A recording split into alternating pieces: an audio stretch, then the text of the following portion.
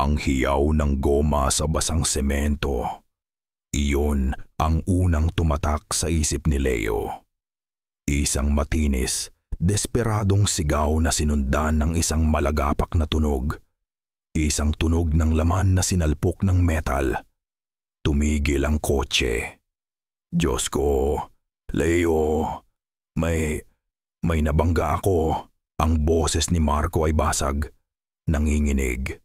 Katabi niya ito, pero parang nanggagaling sa napakalayong lugar ang tinig. Sa ilalim ng dilaw na ilaw ng dashboard, nakita ni Leo ang mukha ng kanyang pinsan. Maputla, tulala, ang mga matay ng lalaki sa takot. Malakas ang buhos ng ulan.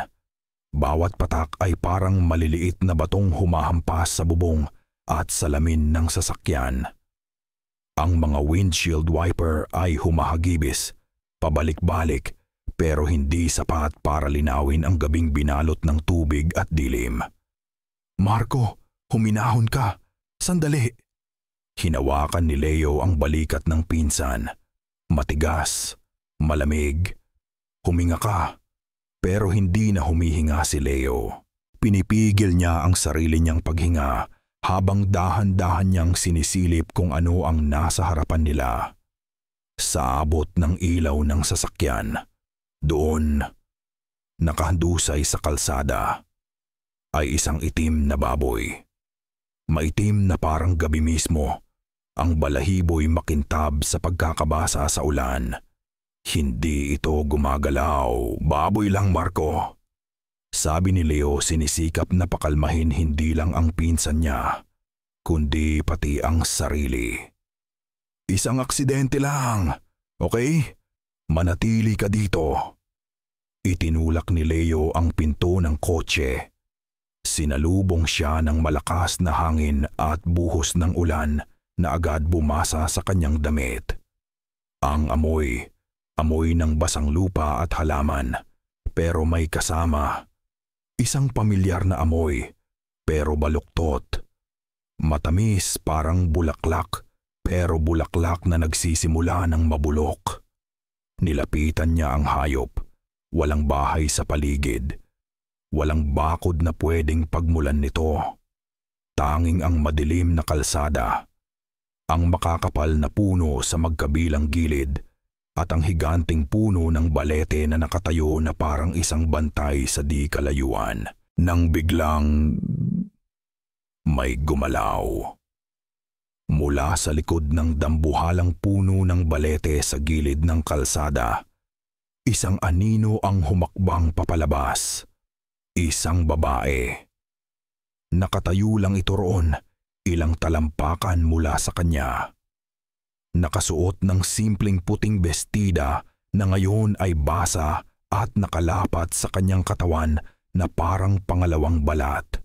Mahaba ang buhok niyang itim, tumutulo sa kanyang mukha at balikat. Hindi siya nakapayong. Tila hindi niya alintana ang bagsak ng ulan. At sa pagtayo niya, tila humina ang ulan. O baka naman, nabingi lang sila sa katahimikan na dala niya. Dahan-dahan itong naglakad palapit. Bawat hakbang ay kalmado. Bawat galaw ay may bigat. Habang papalapit, naaaninag ni Leo ang mukha nito sa ilaw ng kotse. Maganda. Isang klase ng gandang nakakabagabag. Huminto ito sa tapat ng nakahandusay na baboy. Tumingin ito sa hayop, pagkatapos ay dahan-dahang itinaas ang tingin kay Leo. Walang bakas ng galit sa mga mata nito. Walang takot. Walang kahit ano, kundi isang malalim, hindi maarok na kalungkutan. Akin yan. Ang boses niya ay mahinahon. Malamig. Tinalo nito ang ugong ng ulan. Pumasok ito sa tainga ni Leo at bumaba hanggang sa kanyang sikmura. Nag-iwan ng kakaibang kilabot. Bumukas ang pinto sa likuran niya. Si Marco. Sino ka? Nanginginig na tanong ni Marco. nakasilong sa likod ni Leo. Hindi sumagot ang babae. Ang mga mata nito ay lumipat mula kay Leo, papunta kay Marco. At doon, sa mga mata nito, may nakita si Leo na nagpatayo ng lahat ng balahibo sa kanyang batok. Pagkilala. Isang bahagyang ngiti ang sumilay sa mga labi ng babae. Isang ngiting hindi umabot sa kanyang mga mata. Tumingin itong muli kay Marco, direkta sa kanyang mga mata, na para bang silang dalawa lang ang naroon sa buong mundo. Kailangan mong bumawi sa alaga ko. Kinabukasan, isang mabigat na katahimikan ang bumalot sa bahay. Si Tia Lydia ay nag-aalala, pabalik-balik sa kusina at sala. Habang si Marco ay nakaupo lang sa hapagkainan, nakatulala sa isang baso ng kape na kanina pa lumamig. Si Leo naman ay hindi halos nakatulog. Ang imahe ng babae sa gitna ng ulan ay paulit-ulit na naglalaro sa kanyang isipan. Hanggang sa may kumatok sa pinto.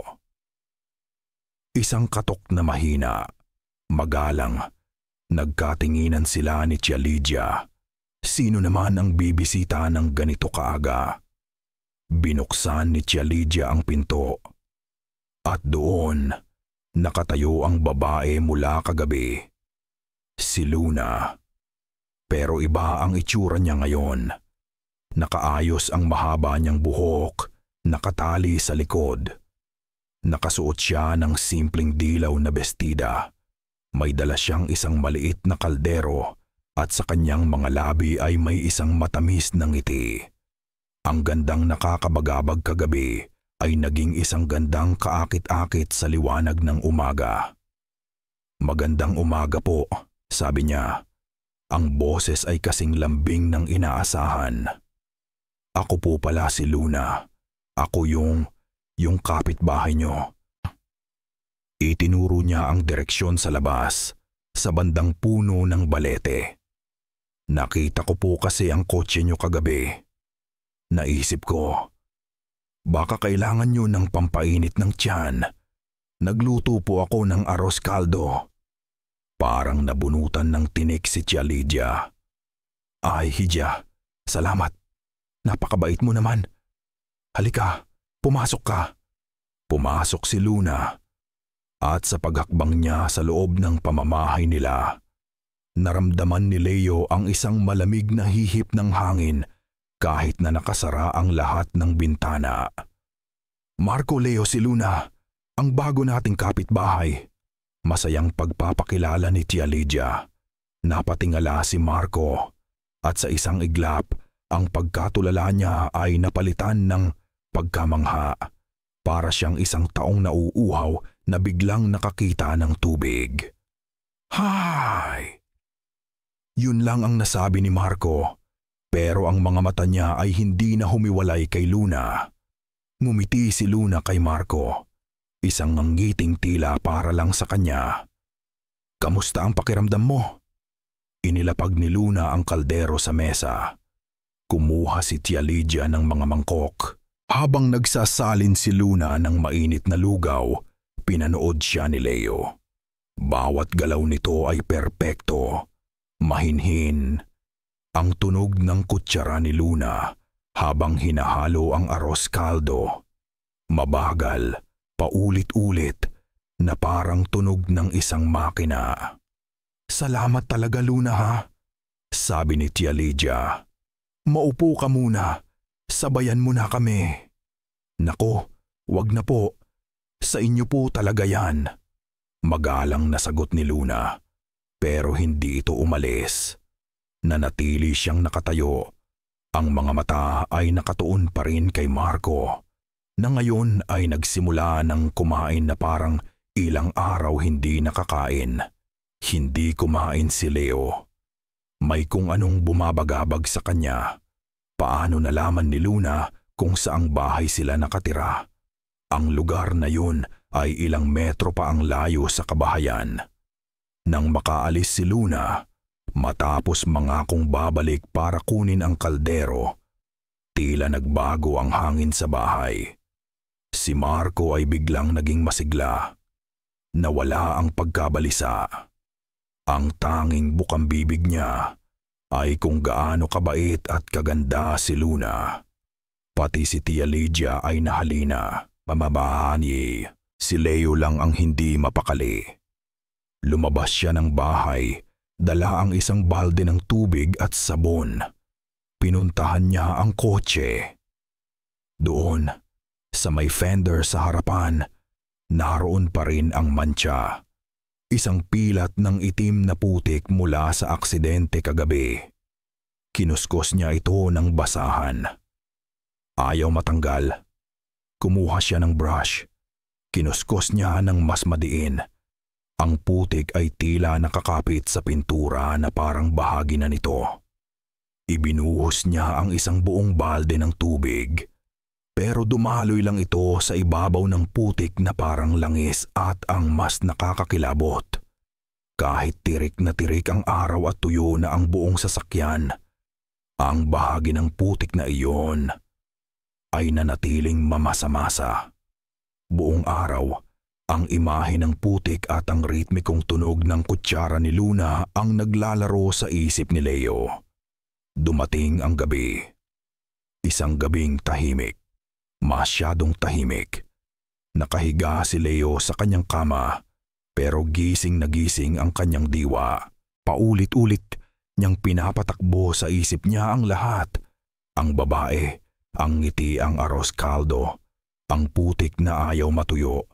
Ang lahat ay parang isang panaginip na ayaw kang gisingin. At sa gitna ng katahimikan, may narinig siya, isang tunog na pamilyar, pero mali. Tunog ng mga kuliglig. Pero Agosto ngayon, panahon ng tag-ulan. Hindi panahon ng mga kuliglig. At ang tunog, hindi ito natural. Malakas, nakakabingi, at tila nanggagaling sa iisang direksyon lang. Walang tigil, parang sirang plaka. Umupo si Leo sa kanyang kama. Pinakikiramdaman ang ingay. Tiningnan niya ang oras sa kanyang cellphone. Kumislap ang mga numero sa dilim. 3:17 a.m. Dahan-dahan siyang bumangon, bawat galaw ay maingat. Lumabas siya ng kanyang kwarto. Ang ingay. Palakas ng palakas habang papalapit siya sa kwarto ni Marco. Huminto siya sa tapat ng pinto nito. Dooy sigurado na siya. Ang nakabibinging huni ng mga kuliglig ay nagmumula sa labas mismo ng bintana ni Marco. May kung anong pumipigil sa kanya na buksan ang pinto. Isang takot na hindi niya maintindihan. Kaya nanatili lang siyang nakatayo roon sa dilim, nakikinig sa hindi natural na tunog ng gabi, at alam niya sa kaibuturan ng kanyang kaluluwa. May mali. May napakamali. Ilang araw ang lumipas. Ang huni ng mga kuliglig ay hindi na bumalik, pero may bago itong iniwang kapalit sa nakakabinging katahimikan. Isang ubo. Nagsimula ito bilang isang tuyo at bahagyang pag-ubo mula sa kwarto ni Tia Lydia. Isang bagay na hindi mo papansinin sa una. Dahil lang siguro sa pabago-bagong panahon, sabi niya, sabay inom ng salabat na may luyang dinikdik. Pero hindi ito nawala. Sa paglipas ng mga araw, ang ubo ay naging mas malalim, mas madalas. Isang tunog na tila kumakaskas sa loob ng kanyang dibdib. Isang tunog na tuyo at walang buhay. Dinala na nila siya sa doktor sa bayan. Ang sabi ng doktor, trangkaso lang yan. Bigyan niyo ng gamot at pahinga. Pero ang gamot ay walang talab. Ang pahinga ay hindi nakatulong. Nagsimulang manghina si Tia Lydia. Ang dating sigla sa kanyang mga mata ay napalitan ng isang abuhing pagod. Ang balat niya ay tila nawalan ng kulay, naging manilaw-nilaw, na parang lumang papel. Kasabay ng kanyang paghina, si Marco naman ay lalong lumalayo sa kanila. Kung hindi siya tulog sa kanyang kwarto, nasa bahay siya ni Luna. Halos hindi na siya kumakain sa bahay. Si Leo na mismo ang nagdadala ng pagkain sa kwarto nito. Pero madalas ay hindi rin ito ginagalaw. Pumayat siya. Lumalim ang kanyang mga mata na tila dalawang madilim na balon. At palagi siyang mukhang pagod kahit na wala naman siyang ginagawa kundi maupo sa bahay ni Luna. "Inaalagaan niya ako, kuya." Yun ang palaging sagot ni Marco kapag tinatanong ni Leo. Ang boses ay mahina at walang sigla. Naiintindihan niya ako. Isang hapon, habang nag-aalalang nakatanaw sa benta, may napansin si Leo. Ang puno ng kalachuchi sa tapat ng bahay ni Luna. Nung una silang dumating, wala itong bulaklak. Ngayon, puno ito ng mga puting-puting bulaklak. Mga bulaklak na hindi pangkaraniwan ang laki at perpekto ang hugis. Namumukadkad ang mga ito sa ilalim ng araw na parang mga maliliit na bituin. Sa kabila ng madalas na pag-ulan, isang kagandahang hindi natural. At ang amoy ng mga bulaklak ay dinadala ng hangin papasok sa kanilang bahay. Isang amoy na napakatamis, nakakahilo. Ang amoy na naamoy ni Leo noong gabi ng aksidente. Ang amoy na ngayon ay tila kumakapit na sa mga kortina, sa mga muebles, sa hangin na kanilang nilalanghap. Gabi-gabi, ang maririnig na lang sa loob ng bahay ay ang dalawang tunog. Ang walang tigil, mahinang pag-ubo ni Tia Lydia mula sa kanyang silid. At ang paminsan-minsang pagtawa ni Marco na nagmumula sa bahay sa tapat. Isang gabi, hindi na natiis ni Leo. Kailangan niyang malaman. Kailangan niyang makita kung ano ang ginagawa ni Luna sa kanyang pinsan. Dahan-dahan siyang lumabas ng bahay, nagtago sa lilim ng gabi. Maingat siyang gumapang sa gilid ng bakod, palapit sa bahay ni Luna. Ang mga bintana nito ay bukas, natatakpan lang ng manipis na kurtina. Mula sa isang siwang, sumilip siya. Ang ilaw sa loob ay malamlam mula sa isang kandila. Nakaupo si Marco sa isang silyang yantok, nakatalikod sa bintana. Nakatayo naman sa likuran niya si Luna. Hindi sila nag-uusap. Hawak ni Luna ang isang lumang suklay na gawa sa kahoy. At dahan-dahan, napakabagal. Sinusuklay niya ang buhok ni Marco. Bawat hagod ay mahaba at malumanay. Si Marco naman ay nakaupo lang doon, hindi gumagalaw, na parang isang manika. Ang kanyang ulo ay bahagyang nakatagilid, tila na sa isang mahimbing na pagkakatulog, kahit mulat ang mga mata. Pinanood sila ni Leo. Ang puso niya ay kumakabog sa kanyang dibdib. May mali dito. May ritual sa ginagawang ito ni Luna. Itinuon niya ang kanyang paningin sa salamin ng bintana, sa basang hamog ng gabi. Nakita niya ang refleksyon ng eksena sa loob. Si Marco na parang estatwa. Si Luna na dahan-dahang humahagod sa buhok nito.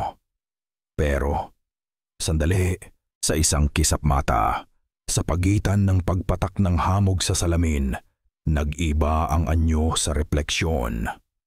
Ang refleksyon ni Luna. Hindi ito si Luna. Ito'y isang matandang babae. Humpak ang mga pisngi. Kulubot ang balat na kumunyapis sa kanyang bungo. Ang mga daliri nitong nakahawak sa suklay ay parang mga tuyong sanga.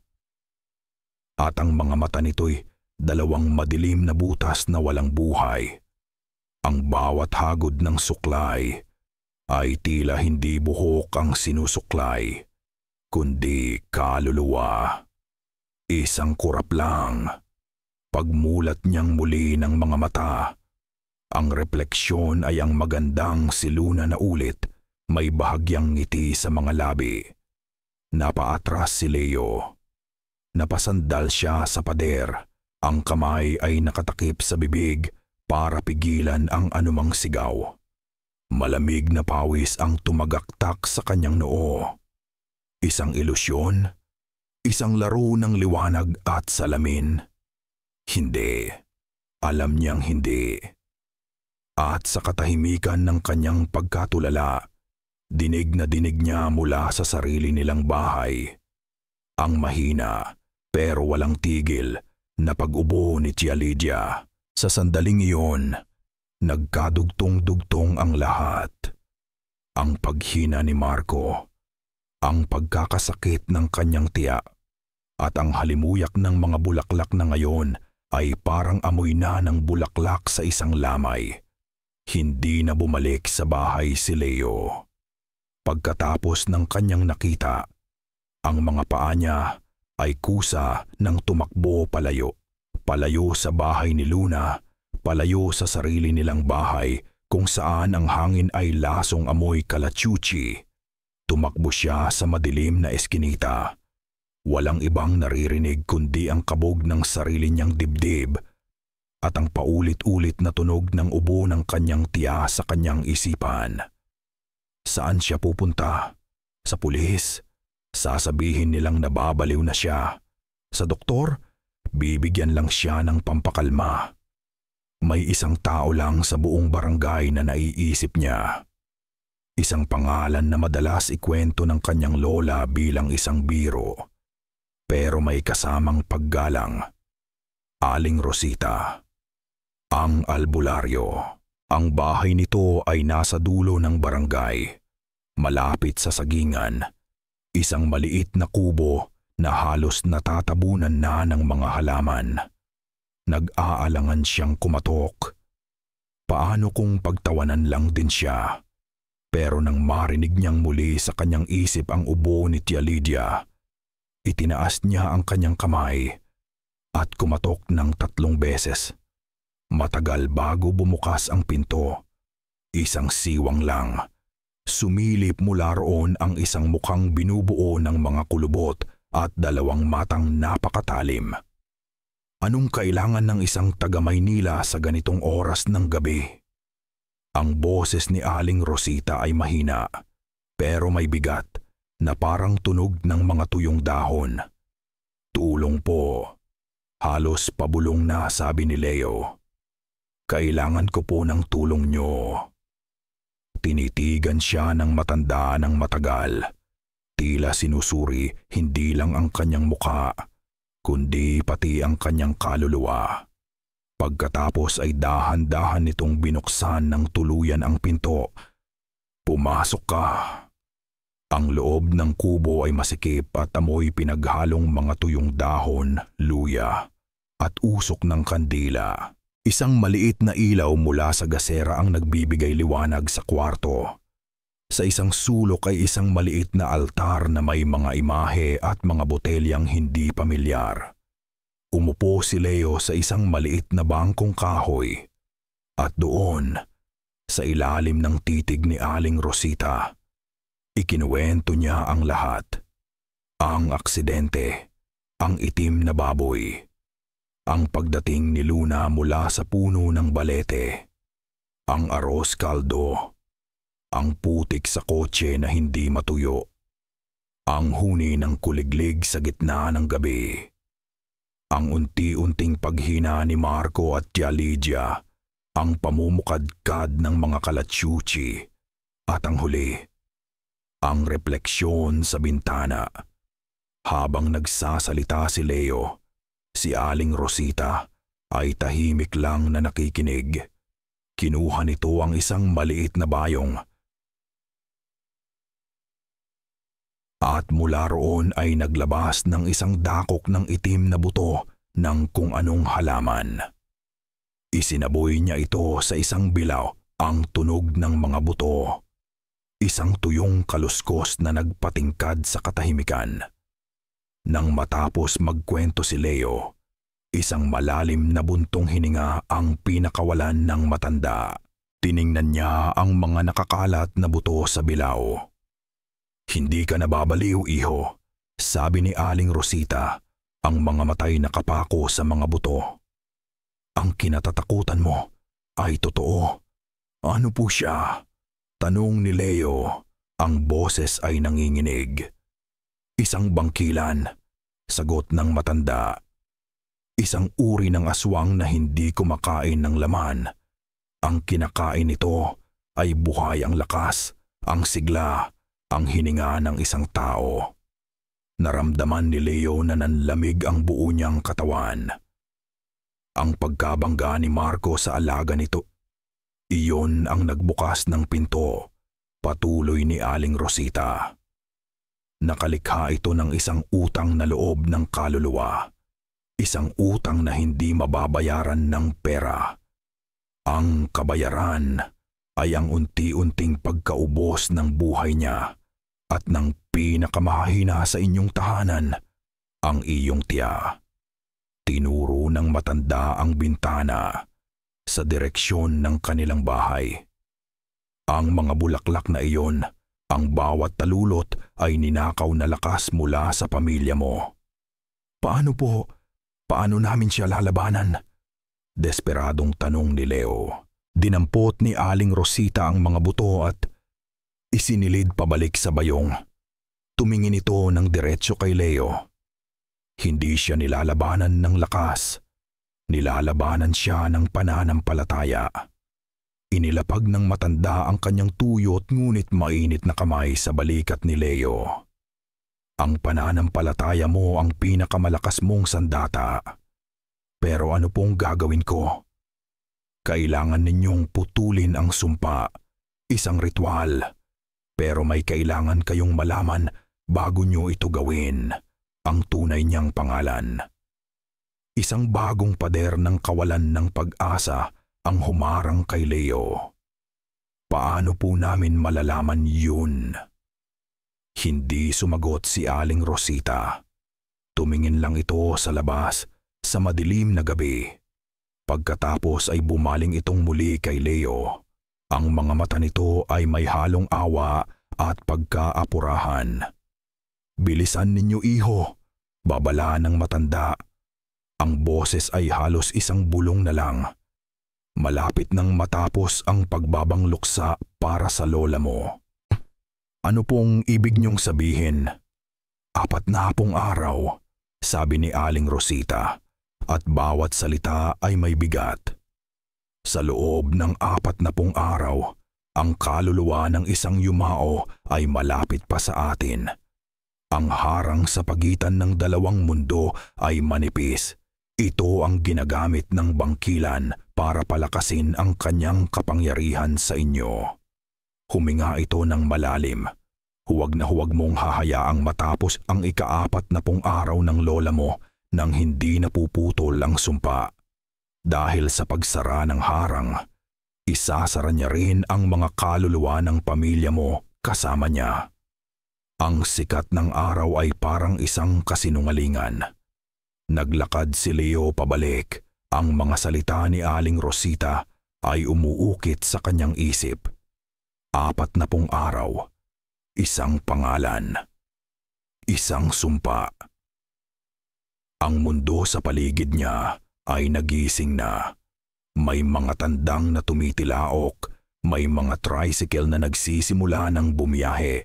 Pero para kay Leo, ang lahat ay nababalot sa isang madilim na anino. Pakiramdam niya ay naglalakad siya sa ilalim ng tubig. Alam niyang hindi siya pwedeng bumalik sa bahay ng ganoon lang. Kailangan niyang mag-isip. Kailangan niya ng mga kasagutan. Sinabi ni Aling Rosita na ang pangalan ay nasa alaala ng lupa. Anong ibig sabihin noon? Pumunta siya sa iisang lugar kung saan ang mga alaala at mga tsismis ay malayang naglalakbay. Ang tindahan ni Aling Nena. Ito ang puso ng kanilang maliit na komunidad. Isang lugar kung saan ang balita ay mas mabilis pang kumalat kaysa sa alikabok sa tag-araw. "Aling Nena, pabili po ng kandila," sabi ni Leo. Sinisikap na gawing normal ang kanyang boses. "Para po sa pagdarasal kay Lola." "Abay siyempre, iho," sabi ni Aling Nena. Isang matabang babae na ang mga matay laging alerto. Kumuha ito ng isang bugkos ng puting kandila. May dalawa pang babae sa loob ng tindahan, umiinom ng coke habang nagkukwentuhan. Habang nag-aabot ng bayad si Leo, isinagawa niya ang kanyang plano. "May bago po pala kaming kapitbahay," sabi niya, na tila isang ordinaryong komento. "Yung magandang babae malapit sa puno ng balete, si Luna." Nagkatinginan ang tatlong babae. At iyon na ang hudyat. Yung si Luna," sabi ng isa. "Biglaan na lang sumulpot yan, ano?" "Biglaan talaga." Dagdag naman ng pangalawa. "Hindi ba't dyan dati nakatira yung pamilya ni Mang Isko? Umalis na lang daw isang gabi, as in, iniwan lahat ng gamit. Parang may hinahabol, kaya nga sabi ni Aling Nena habang isinusukli ang bayad ni Leo. Pero ang atensyon ay nasa kwentuhan na. At itong si Luna, napaka-misteryosa, laging mag-isa, walang bisita. At napansin niyo ba? Parang hindi kumakain, nakinig lang si Leo. Ang puso niya'y bumibilis. Hindi po kumakain. Oo. Dito yan bumibili ng bigas, mantika, kung ano-ano. Pero ni minsan, wala pang nakakita sa kanyang kumain talaga. O kaya naamoy man lang na nagluluto siya. Paliwanag ng unang babae. Ang ugong ng isang malaking berdeng langaw na lumilipad-lipad sa loob ng tindahan ang tanging naririnig ni Leo. Bawat salita ng mga babae ay isa-isang piraso ng isang palaisipan na ayaw niyang buuin. Napatingin siya sa hanay ng mga deboteng inumin. Kinuha niya ang isang bote ng Royal True Orange. Ang paborito ni Marco noong mga bata pa sila. Isang maliit, desperadong pagtatangka na baka sa pag-inom nito, kahit paano, ay maalala ng pinsan niya kung sino talaga ito. Isa pa po nito, Aling Nena. Nang makaalis na ang dalawang babae at paalis na rin si Leo, bigla siyang tinawag ni Aling Nena. Hininaan nito ang kanyang boses at ang dating masayahing muka ay naging seryoso. Lumapit ito sa kanya, halos pabulong. "Leo, iho." Napahinto si Leo. "Mag-ingat ka sa babaeng yan." Tumingin si Aling Nena sa labas. Tila tinitiyak na walang ibang nakakarinig. Ang mga aso sa barangay, bulong nito, hindi tumatahol kapag dumadaan siya. Naglalakad si Leo sa isang makitid na daan pabalik. Yakap ang mga kandila at ang malamig na bote ng Royal. Ang init ng hapon ay nagsisimula ng humupa at ang mga anino ng mga puno ay humahaba na parang mga daliring nag-aabang. Bawat salitang narinig niya sa tindahan ay parang maliliit na batong bumabara sa kanyang lalamunan. Hindi tumatahol ang mga aso. Nang paliko na siya sa kanto kung saan matatanaw na ang kanilang bahay, napahinto siya. Nakatayo siya roon, sa gitna ng daan. Nag-aabang si Luna. Hindi siya nakangiti.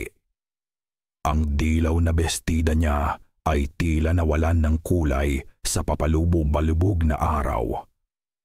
Nakatayo lang siya roon, ang mga kamay ay magkadaop sa kanyang harapan, na para bang alam niyang eksakto kung kailan at saan siya dadaan. Biglang tumahimik ang paligid. Nawala ang huni ng mga ibon. Nawala ang ugong ng mga kulisap. Pati ang hangin. Tila huminto sa pag-ihip. Naglakad si Leo. Walang ibang pagpipilian kundi ang magpatuloy. Habang papalapit, lalong lumilinaw ang itsura sa mukha ni Luna. Ang maamong mukha na ipinakita nito sa kanilang bahay ay wala na. Ang natira ay isang blankong anyo, isang kalmadong maskara na walang emosyon. Ang mga mata nito, hindi na ito ang mga matang maamo ng isang bagong kapitbahay. Ito ang mga mata ng isang mangangaso na tinitingnan ang isang sagabal. "Saan ka galing, Leo?" tanong ni Luna. Ang boses niya ay iba. Wala na ang lambing, ito'y payak, malamig. Hindi sumagot si Leo. Patuloy lang siya sa paglakad. Ang kamay niya ay nasa loob ng bulsa. Mahigpit na hawak ang maliit na rosaryong kahoy na bigay pa ng kanyang lola. Nang magkatapat na sila, humakbang si Luna. Bahagyang humaharang sa kanyang daan. "Nagustuhan ba ng matanda ang mga kwento mo?" Isang malamig na kuryente ang gumapang sa likod ni Leo. Alam niyang nanggaling siya kay Aling Rosita. "Hindi ko alam ang sinasabi mo," sagot ni Leo. Pilit pinatatatag ang boses. Isang bahagyang pagtawa, isang tunog na walang saya ang lumabas sa mga labi ni Luna. Lumapit pa ito ng isang hakbang. Naamoy ni Leo ang hininga nito. Amoy kalachuchi.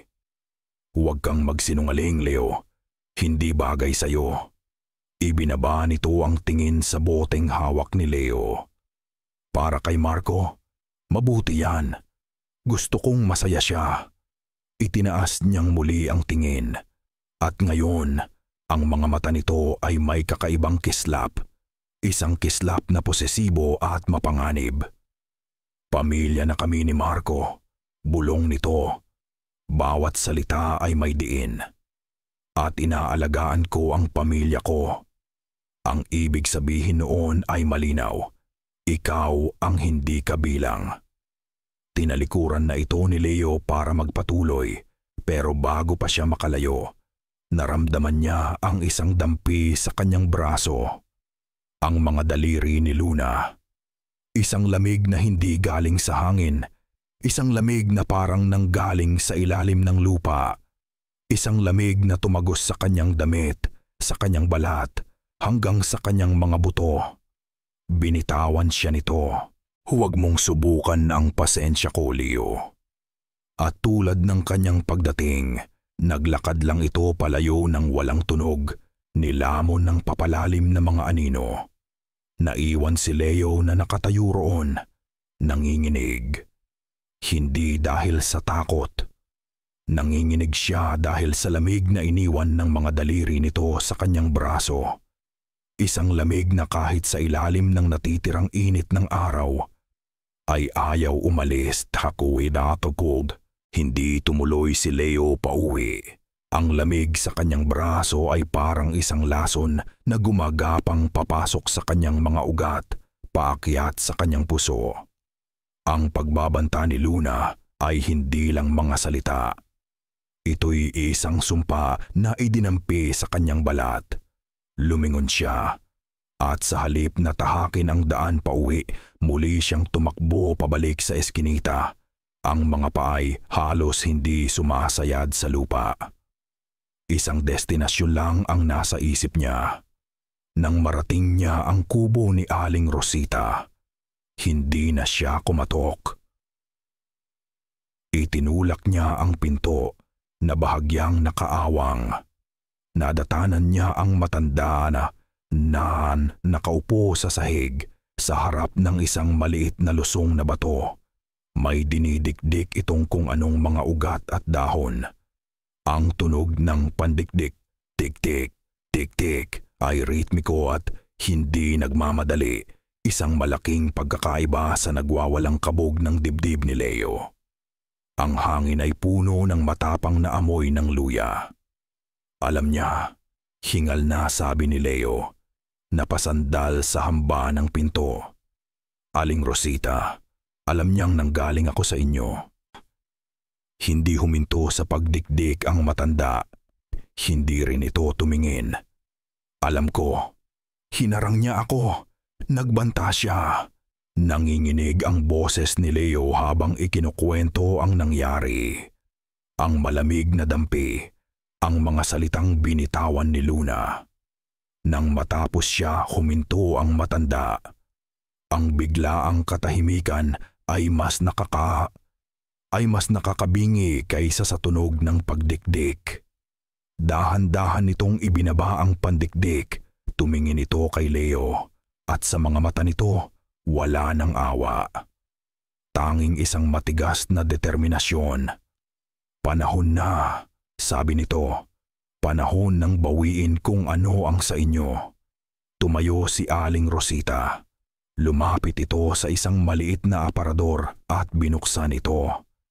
Makinig kang mabuti, iho. Wala na tayong oras para sa takot. Mula sa aparador, naglabas ito ng mga bagay-bagay at inilapag sa isang maliit na mesa. Isang supot ng magaspang na asin. Ilang piraso ng luya na tuyot na. Isang maliit na bote ng langis na may kung anong dahon sa loob. Isang ritual ng pagbawi.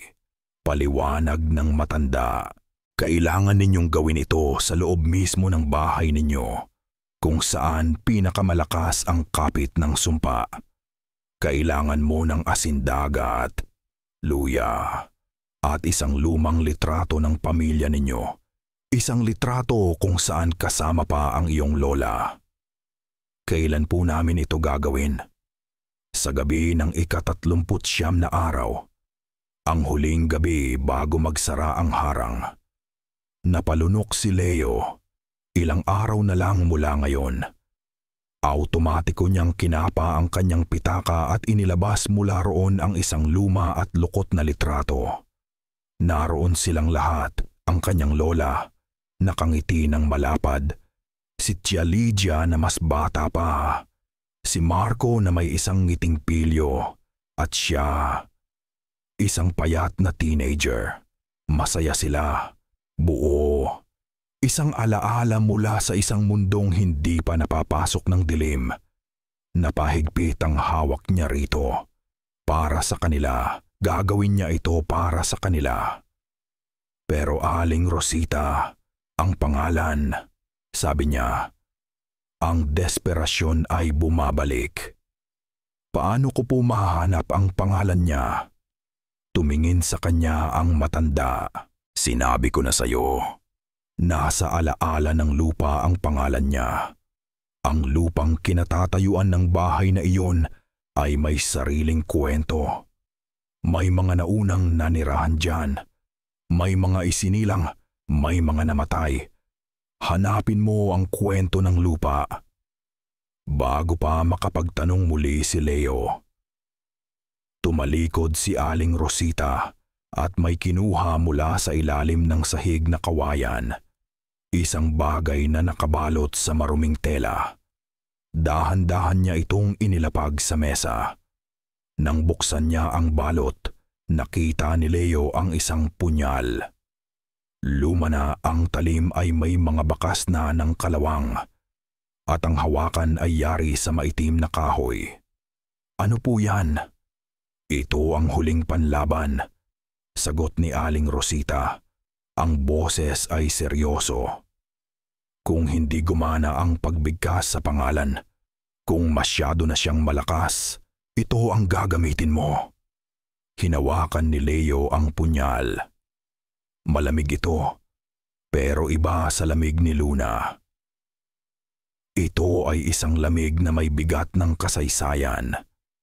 Pero dagdag ng matanda at ang mga mata nito ay nagbababala. May kapalit ang paggamit nito. 24 na oras. Iyon na lang ang natitira sa kanila. Ang bigat ng bawat segundong lumilipas ay parang isang malaking batong nakadagan sa dibdib ni Leo. Ang bahay nila ay isa ng tahanan ng mga anino. Si Tia Lydia ay halos wala ng malay. Ang paghinga ay mababaw. at ang dating ubo ay napalitan na ng isang mahinang halinghing na mas masakit pakinggan.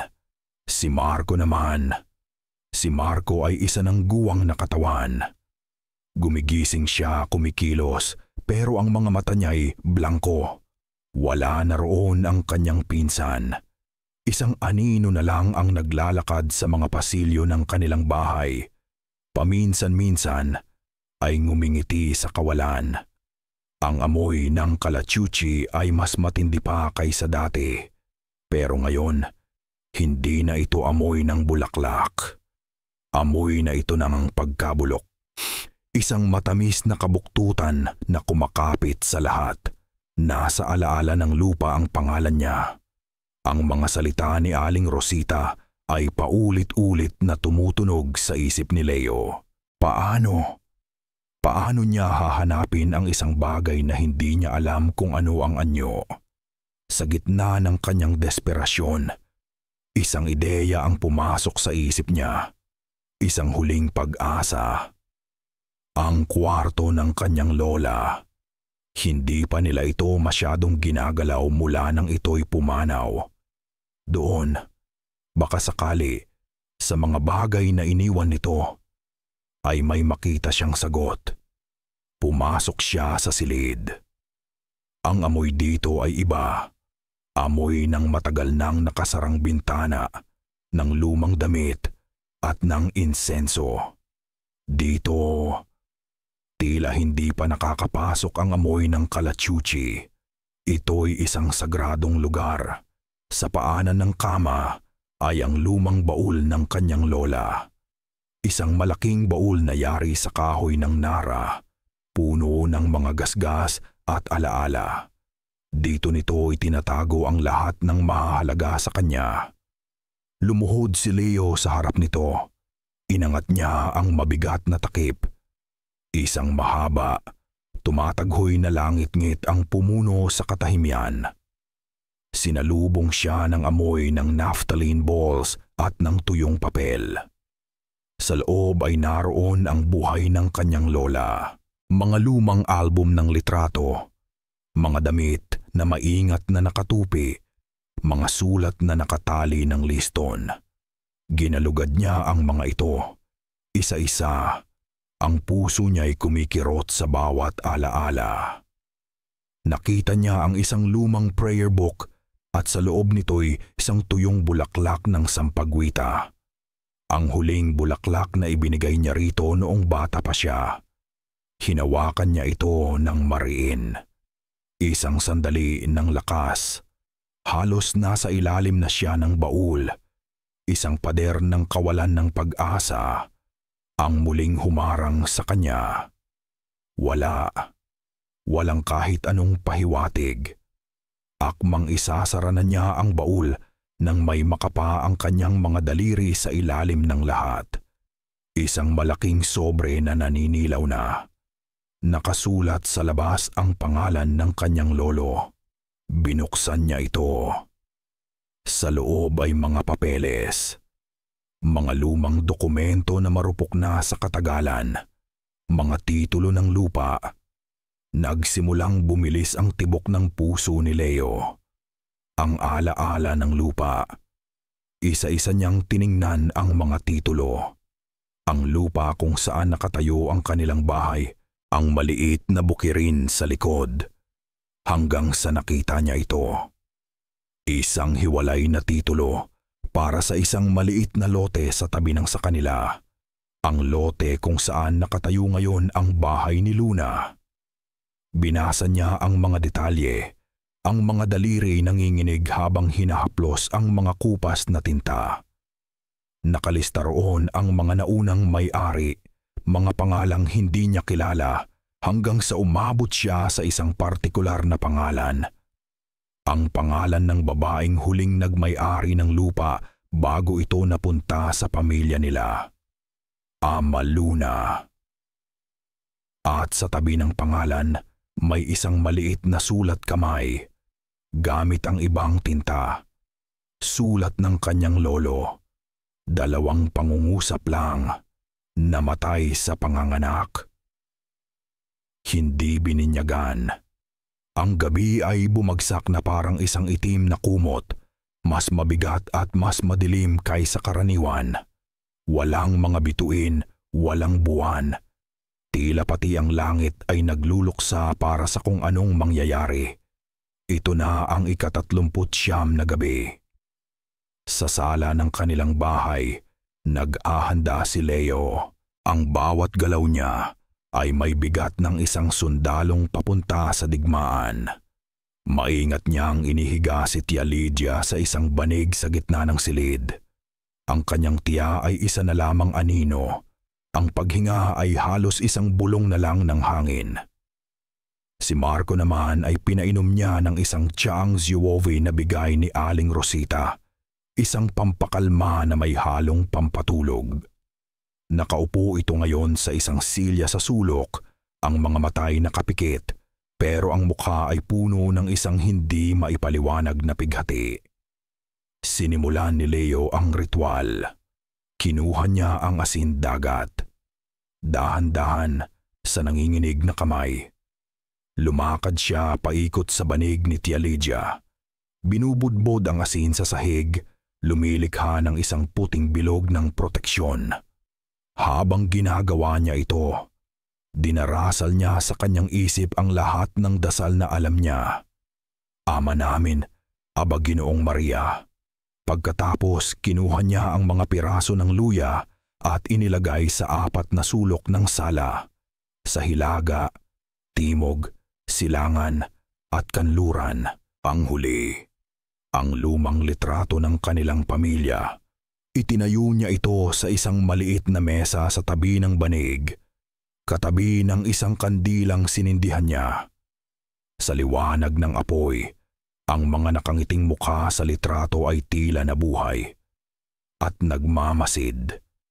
Humugot siya ng isang malalim na hininga. Sa ngalan ng Ama at ng Anak at ng Espiritu Santo, sinimulan niyang bigkasin ang mga panalangin ng malakas. Ang boses niya ay nanginginig sa simula. Adis kay dumasiba muna, pero habang tumatagal, ito'y tumitibay, pinalalakas ng desperasyon at pagmamahal. At sa unang pagbigkas niya ng pangalan, mamamatababads niya ng pangalan ni Jesus. Nagsimula ito. Isang malakas na hangin ang humampas sa labas ng bahay, umuungol na parang isang hayop na nasasaktan. Yumugyog ang mga bintana. Ang nag-iisang ilaw sa sala, isang lumang bombilya na nakasabit sa kisame, ay nagsimulang magkurap-kurap. Patay-sindi, patay-sindi, kadiliman, liwanag, kadiliman. Liwanag. Sa bawat pagkurap, tila nag-iiba ang mga anino sa silid, humahaba, umiikli, sumasayaw na parang mga demonyo. Hindi huminto si Leo. Ipinagpatuloy niya ang pagdarasal. Mas nilakasan pa ang boses para labanan ang ugong ng hangin. Naramdaman niya ang paglamig ng hangin sa loob ng bahay. Isang lamig na pamilyar, isang lamig na parang nanggagaling sa ilalim ng lupa. Narinig niya ang isang kaluskos mula sa kusina. Isang tunog ng nababasag na pinggan. Pagkatapos ay isa pa, at isa pa. Biglang bumukas ang gripo, ang tunog ng malakas na agos ng tubig. Hindi siya lumingon. Ang kanyang mga mata ay nakapako sa kandila at sa litrato. Nagpatuloy ang pagkurap ng ilaw. At sa isang sandali ng kadiliman, narinig niya ito. Isang bulong mula mismo sa likod ng kanyang tainga. Leo. Isang boses na puno ng pighati. Ang boses ng kanyang lola. Napahinto siya. Isang segundo lang. At sa segundong iyon ng pag-aalinlangan, namatay ang ilaw. Isang malakas na pop mula sa bombilya at pagkatapos ay tuluyang kadiliman. Tanging ang maliit na apoy ng kandila ang natira. At sa katahimikang biglang bumalot, isang malakas na kalabog ang yumanig sa buong bahay. Ang pinto sa harapan bumukas ng kusa. At doon, sa hamba ng pinto, nakatayo siya. Isang silweta laban sa kadiliman ng gabi. Ang puting bestida niya ay lumilipad sa malakas na hangin. Hindi na siya nakangiti. Ang mukha niya ay isang maskara ng malamig na galit. Ang mga mata'y nagniningas sa liwanag ng kandila. "Tinatapos mo na ba ang dasal para sa lola mo?" tanong ni Luna. At ang boses niya ay hindi na boses ng isang tao. Ito'y dalawa, tatlong boses na nagsasabayan. Isang alingaw-ngaw na nanggagaling sa impyerno. "O sinisimulan mo ang dasal para sa kanila?" Ay nasa Sam. Humakbang si Luna papasok sa sala.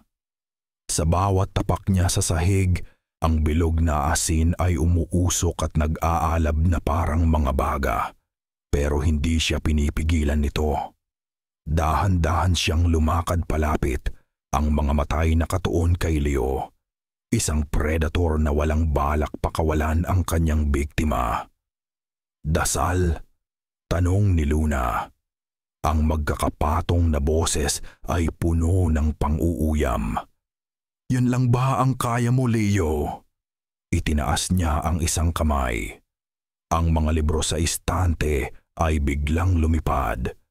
Ang mga baso sa kusina ay isa-isang nagbasagan. Ang lumang orasan sa dingding ay huminto. Ang mga kamay nito'y mabilis na umikot ng pabalik. "Tingnan mo ang pamilya mo," sabi ni Luna. Lumingon si Leo. Si Marco na kanina'y natutulog ay nagsimulang gumalaw sa kanyang upuan. Umuungol. "Luna," ungol nito. Ang mga matay nakapikit pa rin. "Luna, nasaan ka?" Si Tia Lydia naman, sa kanyang banig, ay nag-angat ng isang payat na kamay. Inaabot ang direksyon ni Luna. Isang mahinang tunog ang lumabas sa kanyang lalamunan. Isang tunog ng paghahanap. Kinukutya siya nito. Ipinapakita sa kanya na huli na ang lahat. Na ang mga mahal niya sa buhay ay mas pinipili na siya. "Sumuko ka na," bulong ni Luna. "Malapit na ito ngayon. Masaya sila sa akin, masaya kami. Tinatawag ka na ng lola mo, Leo. Hinihintay ka na niya sa kabila." Malapit nang masira ang loob ni Leo. Ang kanyang mga panalangin ay nauutal. Ang kanyang lakas ay nauubos. Napatingin siya sa nag-iisang kandila. Ang apoy nito ay halos mamatay na. At sa tabi nito, ang litrato, ang mga nakangiting muka, ang pamilyang buo pa. At pagkatapos ay tumingin siya kay Luna. Sa mukha nitong puno ng galit at paghihiganti. Sa ilalim ng lahat ng iyon, sa isang kisap mata, nakita niya ang isang bagay na iba. Hindi kasamaan, kundi pighati. Naaalala niya ang sulat kamay ng kanyang lolo. Namatay sa panganganak. Hindi bininyagan. Hindi ito isang demonyo. Ito'y isang kaluluwang ligaw. Isang kaluluwang hindi nabigyan ng pangalan. Hindi nabigyan ng kapayapaan. Isang lakas na hindi galing sa galit, kundi sa pag-unawa, ang biglang bumuhos sa katawan ni Leo. Ipinikit niya ang kanyang mga mata. Isinara ang kanyang pandinig sa kaguluhan sa paligid. Ang tanging nakikita niya sa kanyang isip ay ang litrato. Ang ngiti ng kanyang lola. Ang yakap ni Tia Lydia. Ang tawanan nila ni Marco noong mga bata pa sila. Ito ang kanyang pananampalataya. Ito ang kanyang sandata.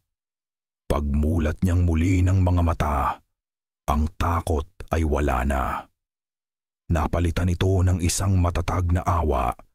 Huminga siya ng malalim. Ang amoy ng nabubulok na kalachuchi ay nakasusulasok pero hindi na niya ito inalintana. Tumingin siya ng diretso sa mga mata ng nilalang sa kanyang harapan. Hindi sa bangkilan, kundi sa kaluluwa sa loob nito. At sa gitna ng nagwawalang hangin, ibinuka niya ang kanyang bibig. At buong lakas na isinigaw ang pangalan. Isang sigaw na hindi puno ng galit, kundi ng kapangyarihan at pagpapalaya. Amaluna. Isang nakabibinging katahimikan ang biglang bumagsak. Huminto ang hangin. Huminto ang paglipad ng mga bagay. At pagkatapos, isang sigaw. Isang sigaw na hindi galing sa lalamunan ng tao. Isang sigaw na matinis, puno ng daan-daang taon ng sakit, pagkalito, at pag-iisa. Ang buong bahay ay yumanig sa lakas ng sigaw na iyon. Ang amoy ng kalachuchi ay biglang naglaho, napalitan ng amoy ng basang lupa, na parang isang bagong bukas na libingan. Ang anyo ni Luna ay nagsimulang magbago. Ang galit sa kanyang muka ay natunaw, napalitan ng pagkalito, pagkatapos ay ng takot, at sa huli, ng pagtanggap. Ang kanyang figura ay kumislap at naging translucent. Sa isang huling, nakakapangilabot na sandali, ang anyo ng babae ay umikli. At sa loob nito'y nakita ni Leo ang malabong imahe ng isang sanggol na umiiyak, ang mga munting kamay ay nakaabot. Pagkatapos, sa isang kislap ng puting liwanag, naglaho siya. Naging milyon-milyong piraso ng kumikinang na alikabok na dahan-dahang bumagsak sa sahig bago tuluyang naglaho. Kasabay ng kanyang pagkawala, ang punyal na iniwan ni Aling Rosita sa mesa ay nagkaroon ng lamat at nabasag na parang salamin. Katahimikan. Sa gitna ng katahimikan, isang mahinang tunog ang narinig ni Leo. Isang pag-ubo, hindi natuyo. Isang normal na pag-ubo. Lumingon siya. Dahan-dahang iminumulat ni Tia Lydia ang kanyang mga mata. Sa sulok, si Marco ay gumalaw, nagising. At sa unang pagkakataon sa loob ng maraming araw, tumingin ito sa paligid ng may kalinawan sa kanyang mga mata. "Kuya,"